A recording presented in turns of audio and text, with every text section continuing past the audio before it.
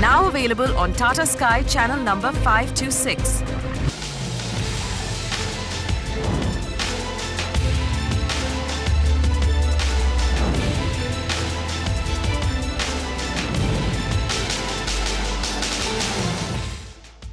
Welcome to Magicbricks Now. You're watching the Urban Debate. I'm Faye D'Souza. This is India's first property channel. Let's take a look first at what's making headlines today.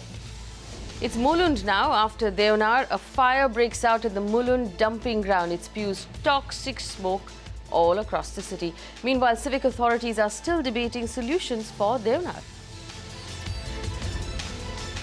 Two prominent builders under the scanner for property delays. Haryana Chief Minister Manohar Lal Khattar cracks the whip and appoints a panel to probe Unitex assets in India and abroad.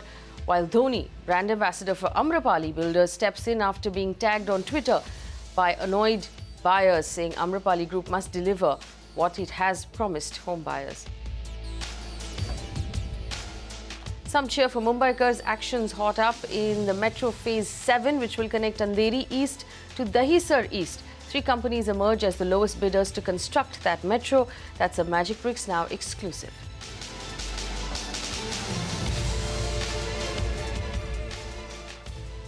And big news for the property market from the land of the royals. In another first, Rajasthan becomes the first state in the country to pass the Rajasthan Urban Land Certification of Titles Bill.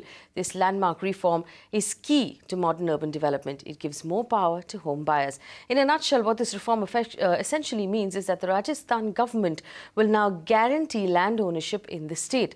Once the reform is implemented, the property market in the state will be far more transparent. In fact, this landmark legislation is a paradigm shift in the property market, and we're hoping, really, that other states will also follow. Joining me on the show right now, Urban Development Minister of Rajasthan, Rajpal Singh Shekhawat, joins us on the show. Mr. Shekhawat, thank you for joining us. First of all, congratulations on passing this landmark reform.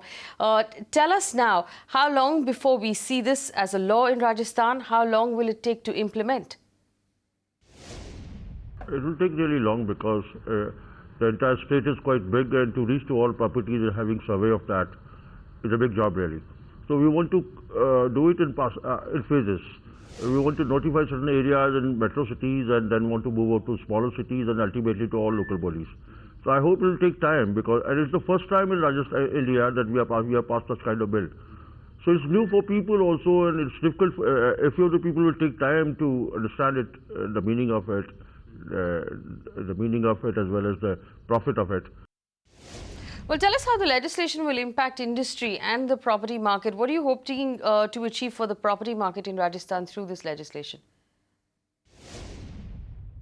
I believe the property market it does not have a direct relationship with the buoyancy of the property market. But whenever you go in the property market, particularly in an urban area, you do not have a proper documentation system. Generally, to verify the ownership, you need to have a chain of documents.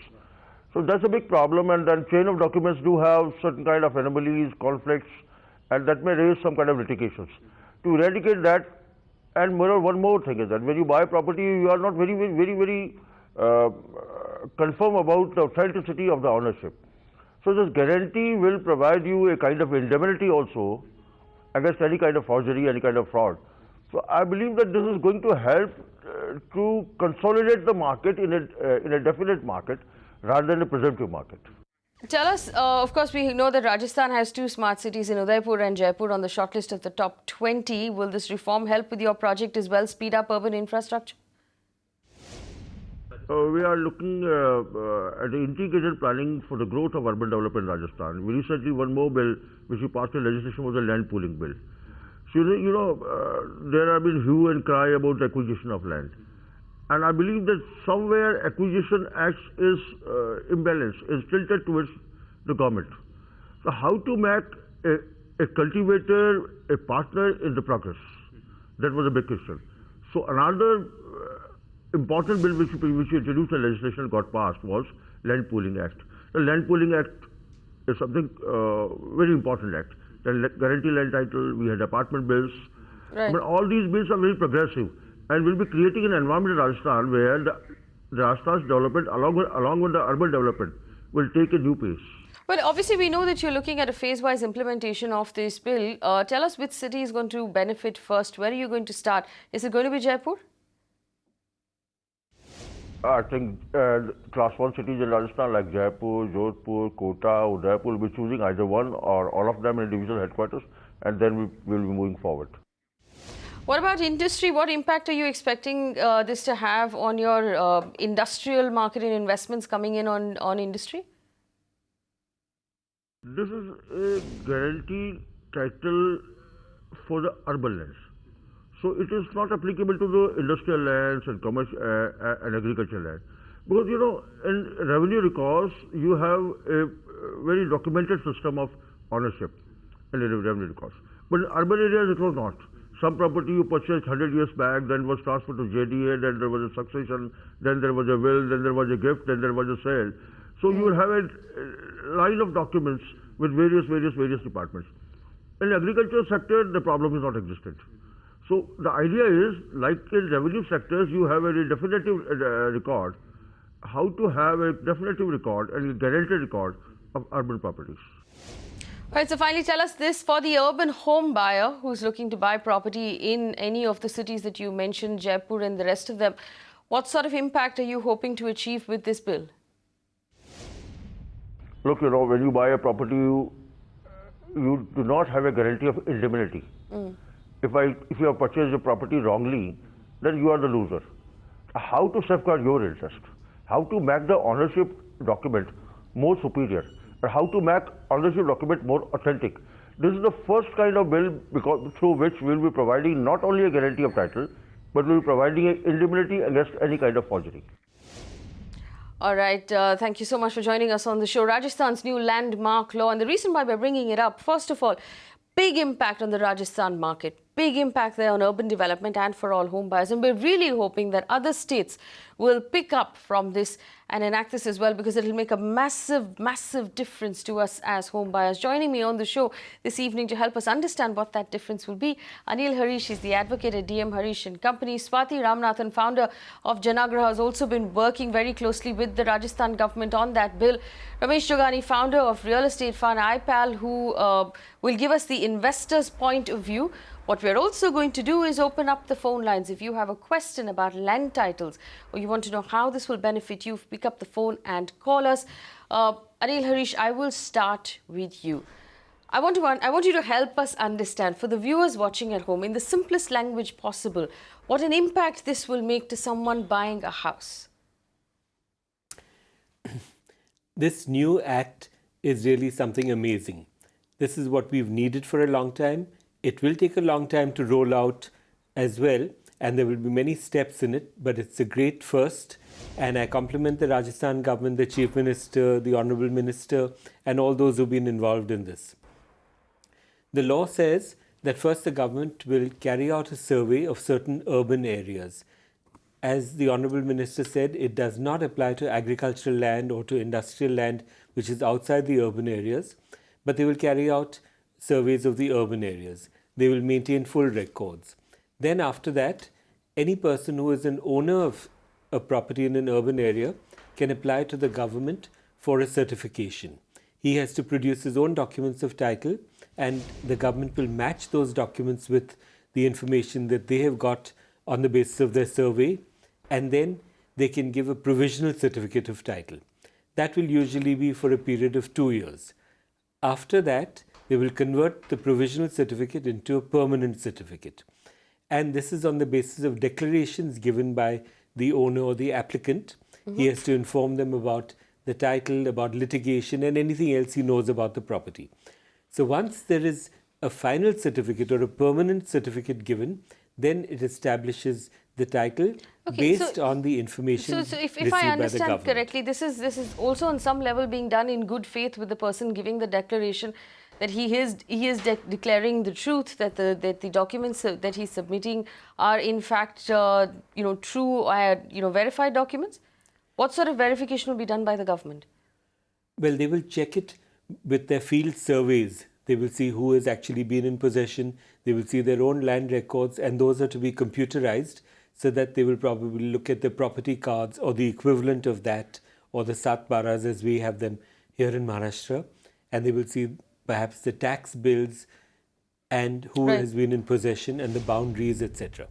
Swati, I want to bring you in here. Swati Ramanathan, you've written about this bill where you said that right now what we use to prove ownership of a home is the registration. Now, the problem with registration is that it just proves a transaction. It doesn't actually prove final ownership, and that is the land title. What sort of a massive difference will this make? And I want you to just elaborate on what Mr. Harish has just said about how the government is going to play this out. It seems like a huge, massive job for the government. It's not something that's going to be done anytime quickly.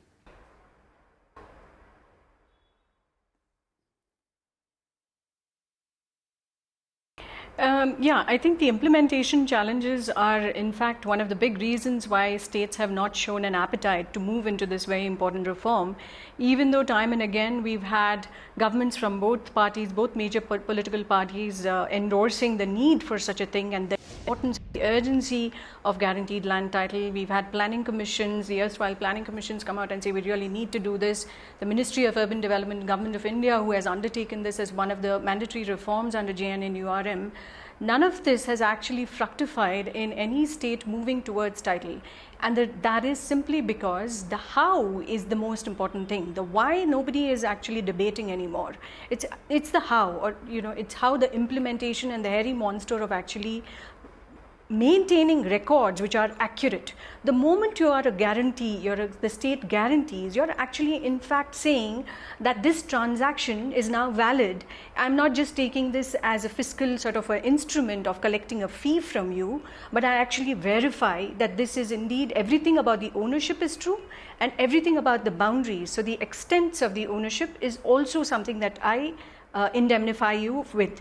So that's the big difference, and it's not an easy thing. That means they have to maintain all the records in such stellar condition, and that's why people are afraid to say, oh, what does this mean? This also actually in a lot of ways it removes corruption, and that's one big thing about this guaranteed land title, because the murkiness of ownership, the murkiness of extents, it creates such an opportunity for rent seeking, for all kinds of hierarchy. I think this is a tremendous cleanup, and so there's political appetite also. It requires tremendous leadership to overcome any kind of political sort of people who are against this. So it's a huge deal, but the devil really does lie in the details. I mean, this obviously the bill is awaiting right now. It's interesting because in the United Kingdom, right now as we speak, 2 weeks back, the bill is obviously awaiting the governor's nod on this. Do you foresee any more problems for the bill going forward, maybe in implementation? Are there any other hurdles that might pop up along the way?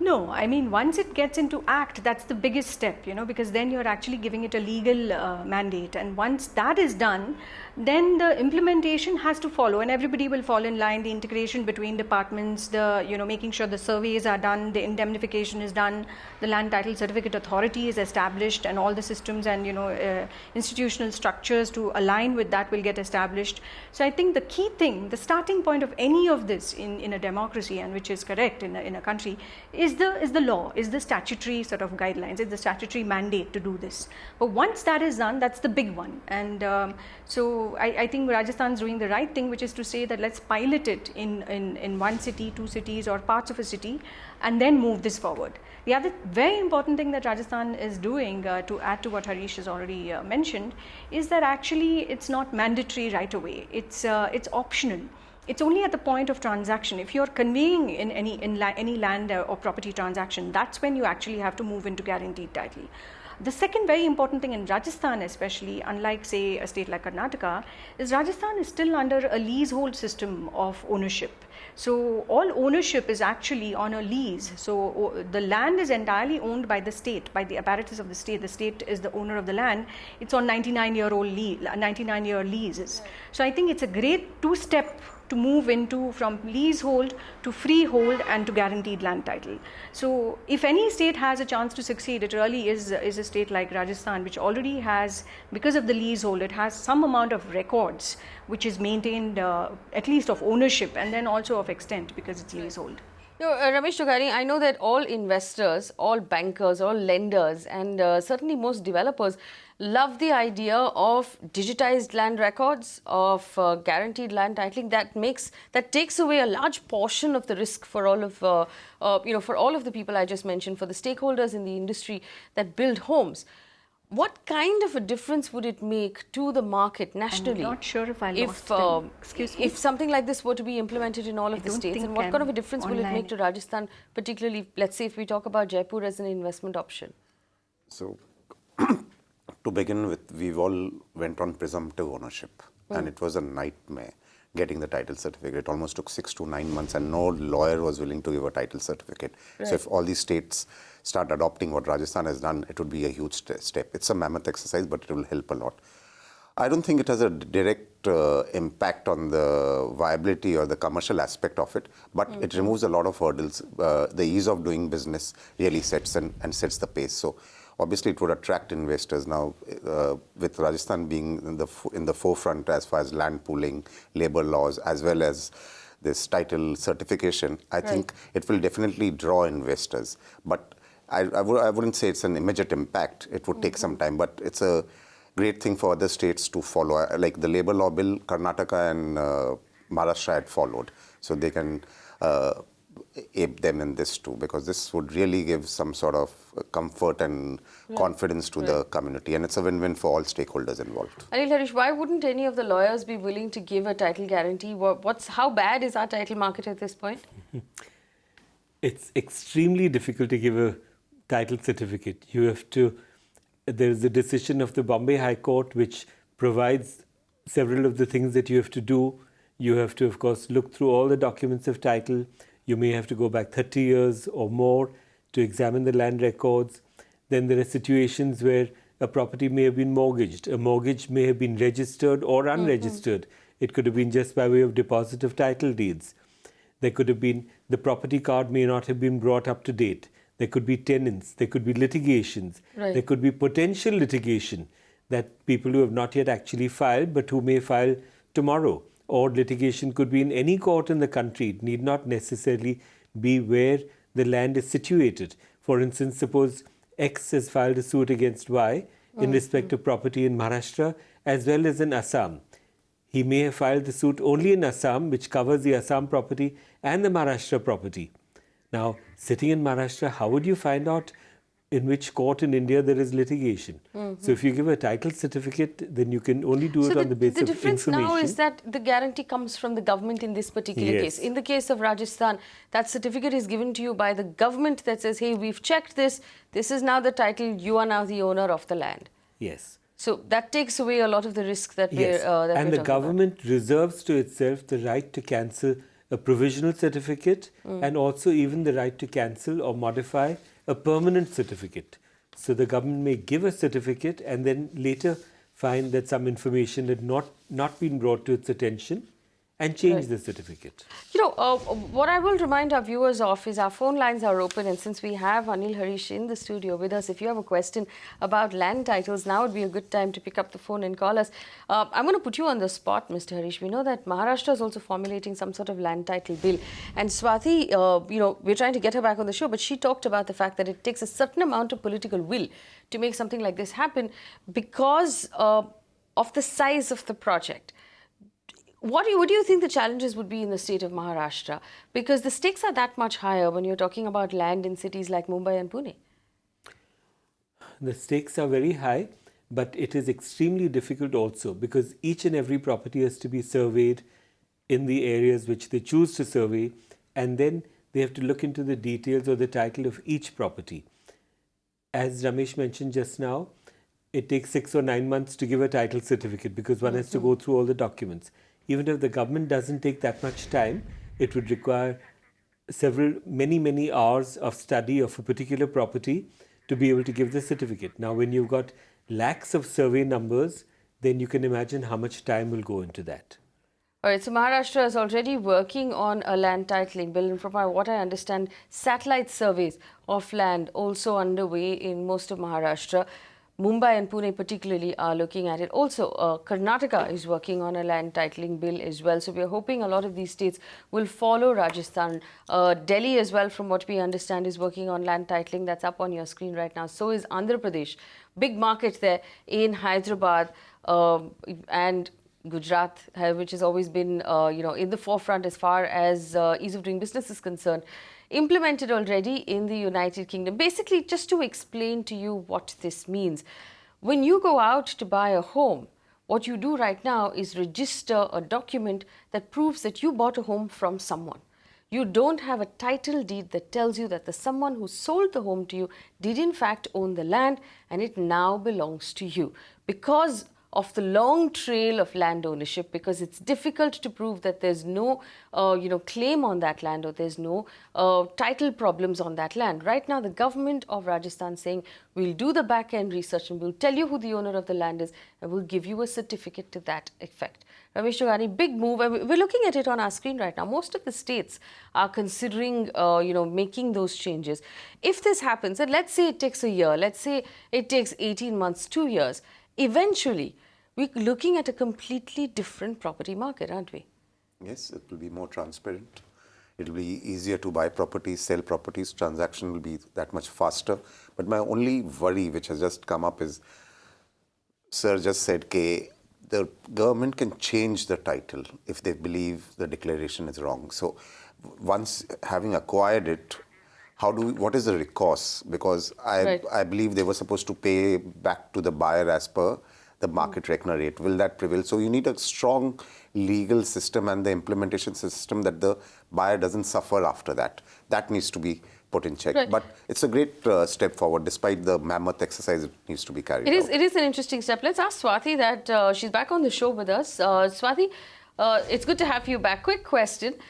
There is that note, of course, that the government can, take the titling back if they realize that there's been a problem with the declaration.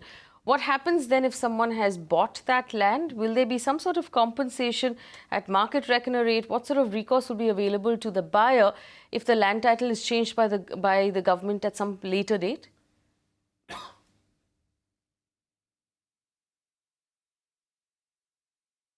So this is a great question, and I think these are really important considerations as the rules and regulations get crafted on this bill.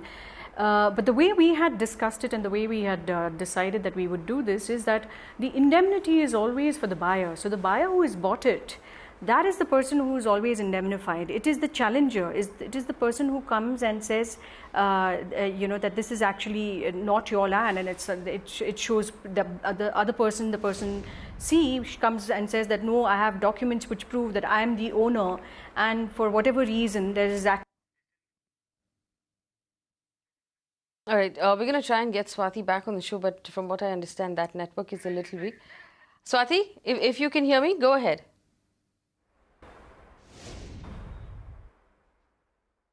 Yeah. So it's a two-step process. One is the indemnity does not take the land back from the buyer who's already purchased it.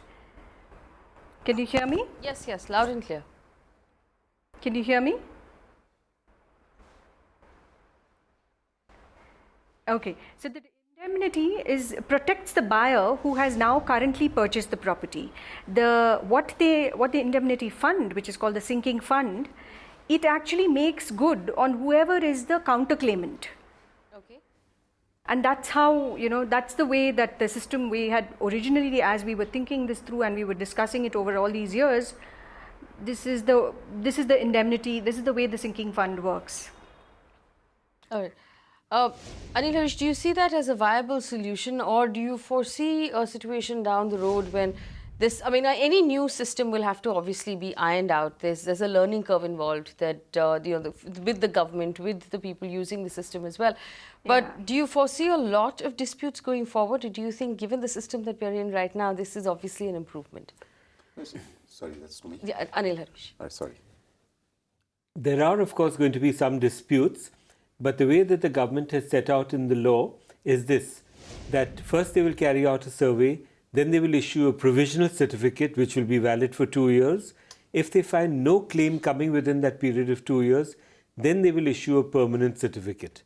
Once a permanent certificate has been issued, then the buyer will get an indemnity in respect to the extent of the cost of the land, to that extent, not more than that. So therefore, Tell us what the word indemnity means. so to safeguard the person, it's a shield for him against unintended problems. Right. So if, for instance, a person has bought a plot of land for 1 crore of rupees, if he has spent on the construction, say another 2 crores or 3 crores of rupees, he's not going to get that back. Right. He will get only to the extent of 1 crore of rupees. So that does help, of course, but it doesn't take him all the way. That's one part of it. Then the government can change the certificate, as I mentioned earlier and as Swati confirmed. Yes. So that means that prospectively one will not have that certificate, but it will have helped you to get the cost of the land back. Okay, so basically the government will give you a certificate saying this is the ownership of the land. It could be yours, it could be the person you're buying from. If you have bought as a buyer, you're entitled to a refund of the money you paid on that land if the certificate has changed. If it's not, then you are the owner of that land. Ramesh, Jogani, does that answer your question?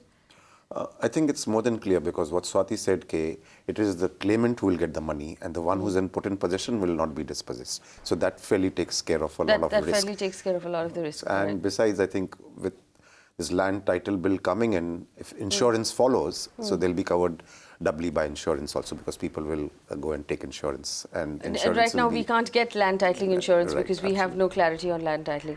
I also want to ask you, Swati, the act of digitizing land records, is that part of this bill? We know it's mentioned in the bill. How long do you think it's going to take for the government of Rajasthan at least to achieve that, say for one city, for Jaipur?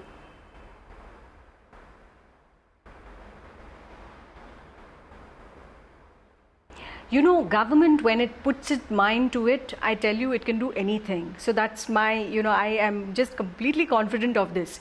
What they have to do is, on a war footing, get out and get all the surveyors out there to start digitizing all the land parcels, to start digitizing every block and do total station surveys and make sure that their surveying is ready. Historically, we've never been inclined towards records of any kind, so which is why, from the time when we were kings, it was all a revenue generation of land. That was all the records were kept for. What is the revenue out of this land? And then later during colonial times, it was what was the taxes that you could generate. What has happened is, again, it's a fiscal instrument with this registration department, because the registration department currently anywhere else in the country other than hopefully Rajasthan pretty soon, you could actually sell them the Taj Mahal and the registration department will record the transaction. So I can sell, Faye, the Taj Mahal, and there will be a record of registration of such a transaction taking place, which is really absurd. So now not only are they confirming ownership with guaranteed title, but also, most importantly, boundaries. No registration department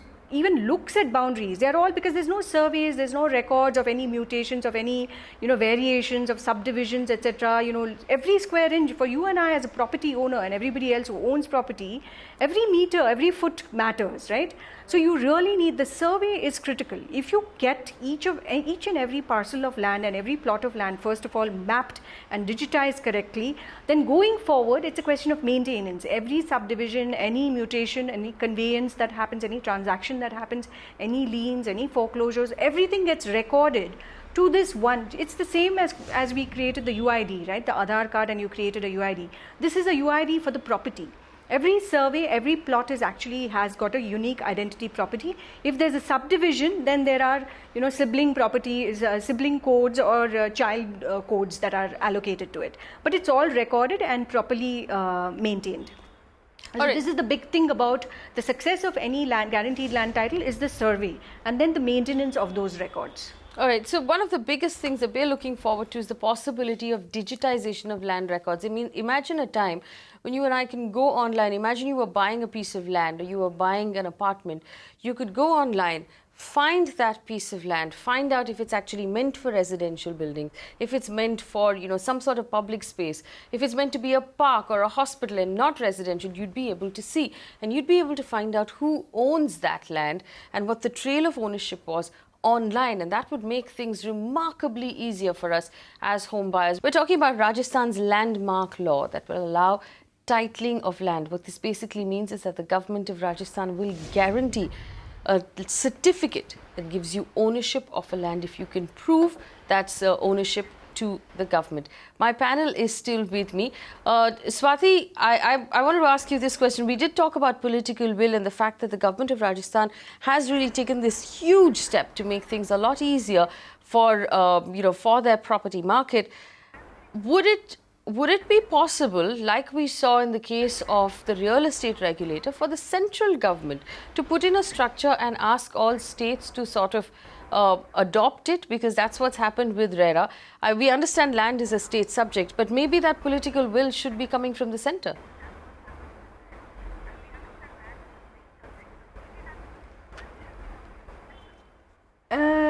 No, I think it is a state subject, and I don't think any state will be very happy if the centre tries to step on its toes and say that this is so I think they are quite territorial about their functions. So I think this one's clearly within the state domain. But having said that, there are real impactful changes that the central government can help with. For example, if you take Actually, on our constitution, the founding fathers of our constitution put land and right to land and property as one of the fundamental rights. But what happened was that in 1978, it was reduced by the 44th Amendment to the Constitution. It was reduced to a legal right, and therefore no longer enjoyed any kind of constitutional remedies. If you look at the United States, on the other hand, they actually have right to property shoulder to shoulder as part of their Fifth Amendment. It's along with right to life and right to liberty. And Adam Smith said that at any point, if any society, if there is a sense that right to property is not as equally important as the acts of God, then in that society there will be tyranny and hierarchy, and anarchy which will prevail. So we too started with it being a fundamental right, but it reduced. The problem then is that we have a system where we are required by laws, by central laws, to register our properties. However, the Registration Act is very dated. It's from 1908. Similarly, the Contract Act is dated from 1872. You have the land registration department, which has actually not even, it essentially tells you don't have to register, you don't have to verify ownership, you don't have to verify boundaries. All you have to do is actually record the registration. So it becomes very difficult if you're only asked to do the transaction, and as I said, therefore you think as an owner, as a home buyer, that you've actually protected yourself, and your sale deed is your ownership document. The money that you have paid to the buyer is very real money, but what you have got for it in return is certainly no certification of title. All it tells you is, yes, this transaction took place between two parties. So I think that getting the centre to update some of these laws, because the Registration Act is a central act, and therefore it's not the state. So the state actually abides by the Centres Act. So I think some of these dated laws need to be updated. Contract laws must make sure that registrations on anything to do with land, any contracts on land must mandatorily be registered. Similarly, Registration Act must say that mandatorily you must have registration if there's land acquisition, if there's airship partitions, if there is any mortgages or liens. All of this must be registered, because if you don't have that, then you don't have proper protection for the buyer. So this is where I think that the central government should really step in and help the states. Anil Harish, we talk about conveyance on buildings where after the society comes in and takes over, the developer is required to give conveyance of the land to that society. Isn't that transfer of title ownership? Yes, it is. And in fact, under RERA now, it has to be done within 3 months of getting the occupation certificate of the building. Yes, that is transfer of title, but it's transfer of the title that the transferor has. Okay. So if the builder, for instance, does not have a perfect title, then what he's transferring is also an imperfect one. Okay. So tell us this. We need more than just a transfer from one person to another. You need more than just a transfer. You need proof of ownership to begin with. That's can then be transferred. So here's my question to you. I mean, it's great for the people of Rajasthan that their government had the political will and, the sort of conviction to do something like this.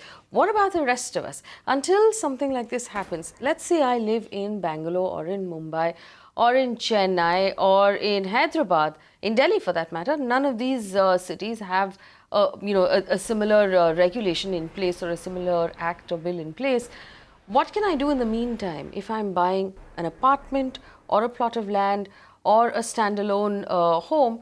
What can I do to make sure that I'm actually getting ownership of what I'm buying? What is the process? Well, for a start, even though Rajasthan has introduced this, it's not going to get implemented immediately. Right. Because they'll have to set up an authority, then the surveys will take place. Survey may take a year or more. Then a provisional certificate will be issued, which will be valid for 2 years, and then the final one. So it's going to be at least 3 or 3.5 years or 5 years until the permanent certificates are issued. Now, other states, I'm sure, will follow suit, but it will be a long-term process. Therefore, other states do have this problem now, but so does Rajasthan. Even now, if you want to buy an apartment in Rajasthan, it's not that you've got a guarantee of a title. And therefore, one has to make do with whatever one can. Get a title certificate from a lawyer, if he's willing to give one, and also do some research on whatever documents are available, the chain of title, for instance, the tax records of the developer, and the fact that the developer has got permissions to construct. But all this is not perfect. In fact, Swati was just talking about the Taj Mahal. I think you know that there is one Waqf which has claimed ownership of the Taj Mahal. Taj Mahal, yes. So I want to ask you this right now. If someone's sitting at home and they're wondering whether or not they really own the land that their home is built on, what should they do at this point? If I walked into your office today and asked you for help on how can I make sure this land is really mine, what advice would you give me?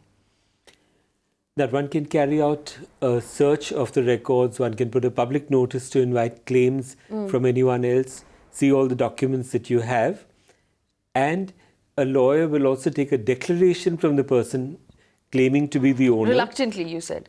Yes, but will take a declaration from the owner saying that the owner does not have any other information which he has not provided, and it is only on the basis of that that a lawyer will give a certificate or will not want to give a certificate but will give a report on title or a note on title, not quite the same as a certificate, and that will also probably be conditional. Ramesh, Jogani, I want the same kind of advice from you. You make investments right now. I know specifically in the city of Mumbai. If I can also go ahead, Swati. Go ahead.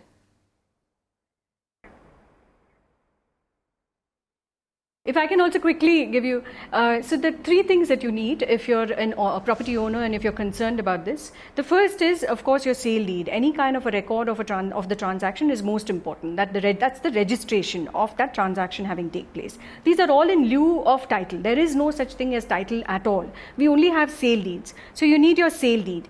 Second thing you need is tax paid receipts. So your khata, your taxes, etc., anything property tax, all of these are tax paid receipts. You need that. And the third one is being listed in government revenue records or survey records, etc. These are the 3 ways of kind of proving in the absence of title. It's like saying, okay, if somebody actually claims and if there's a court case, etc., then these are my documents by which I can say that this land is mine. But by the way, not individually or collectively, these can all be challenged in a court of law. So just for you to know, but this at least makes sure that you are protected to the best possible. In Rajasthan, again to add to what Harish said, the reality is when the Land Ceiling Act started coming, all through the reforms, we've had a long history of reforms. It's all been focused on rights and distributive rights, etc. But during the time of distributive rights, when they actually put the Land Ceiling Act, a lot of people, government was taking away a lot of people who had excess land than what they were allowed to have. And during that time, a lot of cooperative societies sprung up overnight. And they made this sweetheart deal with them to say, okay, you don't give it to government, we'll buy it from you at a better price than what government will give you. And you won't even have anything, so let's give you a certain price, but we'll take it over. They then actually developed that land and sold it. These are cooperative societies. There's so many of them all in Jaipur, around Rajasthan. And actually, these are all illegal. So imagine the social problem now that government is left with. And this is across the country. You have a social problem because now you have all these people who have bought based on a developer's, advertisement and saying that here, I've got this great piece of land, I'm building all these apartments. So you end up paying your down payment and that's your, retirement savings or whatever. and then you've invested. And then government is in a dilemma because they don't know what to do because it's an illegal development. But then all these people have bought in good faith on a developer and the developer vanishes overnight. They sell the land and then they vanish. So this kind of a thing goes on all the time. And this is one of the greatest reasons why, industry, corporate houses, when they are happy to have government acquire land, it's not so much because they get it cheap. I think it's because they get it as a tabula rasa. It's cleaned of any kind of controversy, conflict, claims, counterclaims. When government acquires it, it actually becomes almost like virgin land again. And therefore the rights and everything start from scratch. And so they give it. And this is the big thing, because in the absence of title, you're always looking for land which is most likely not to be challenged. Right. Ramesh, I want to ask you the same question. When you go around making investments right now, what checks and measures are you putting in to make sure that you don't run into trouble? It is not as dire as it sounds, because we've been investing. If you look at full Mumbai city is developed, if you look at other cities, all of them have developed. Only thing is an harrowing experience. It takes 6 to 9 months to get a title certificate. Right. The solicitor takes enough checks and balances he puts in place before he issues a title certificate, because a lot of money is exchanges. Would you recommend an average investor go through that entire process? So if you look at an average home buyer, we've just been making do with the registration up till now, assuming that was fine. Even an average home buyer, if you look at it, even we buy apartments, we ask for an updated title certificate, as of date title certificate. If you can insist on that, and if the builder is willing to comply with it, you are 90% secured. That's what we do as an investor.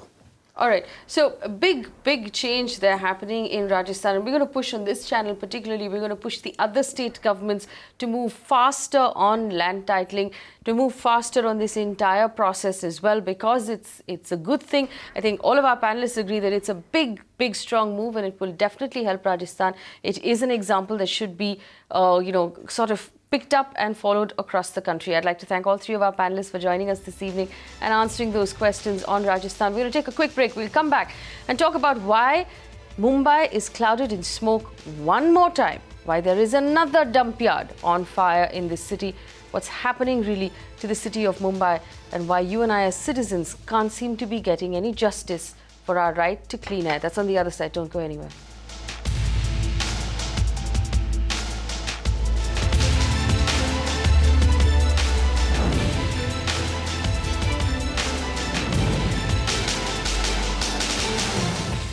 You can watch live TV on our website mpnow.in.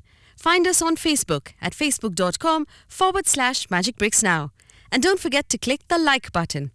You can also follow us on Twitter at Magicbricks Now. To stay updated with all our programming, hit the subscribe button on our YouTube channel by logging on to youtube.com/Magicbricks Now.